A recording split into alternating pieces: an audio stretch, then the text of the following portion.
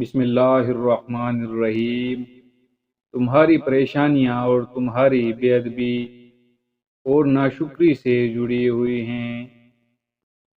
تھوڑی دیر کے لیے قبرستان جا اور خاموشی سے بیٹھ اور ان بولنے والوں کی خاموشی کو دیکھ۔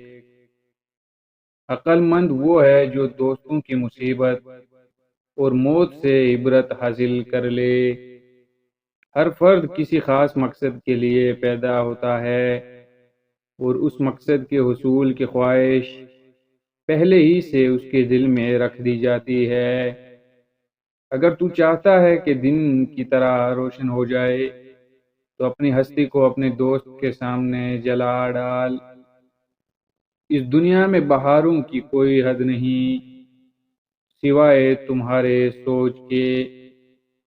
انسان کا دل اور نظر قابو میں نہ ہو تو وسوسے پیدا ہوتے ہیں۔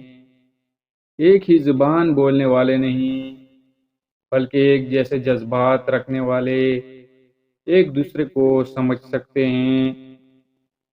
رات کو سو جانے کے بعد قیدی قید خانے کی تکلیف سے اور بادشاہ اپنی سلطنت اور دولت کے احساس سے بے خبر ہو جاتا ہے۔ دل پر لگے زخم وہ جگہ ہے جہاں سے روشنی آپ میں داخل ہوتی ہے۔ بیدار کر دینے والا غم غافل کر دینے والی خوشی سے بہتر ہے۔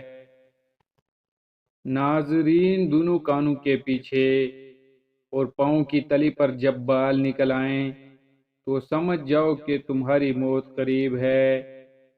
حضور اکرم صلی اللہ علیہ وسلم کی محبت میں اگر جان بھی چلی جائے تو یہ گھاٹے کا سودا نہیں۔ موت ایک تلخ حقیقت ہے، اسے شعری حقیقت بنانے میں مصروف عمل رہو۔ دین کے راستے میں جب مشکلات ہوں تو ہمیں حضرت بلال جیسی ہستیوں کی زندگیوں پر نظر ڈالنی چاہیے۔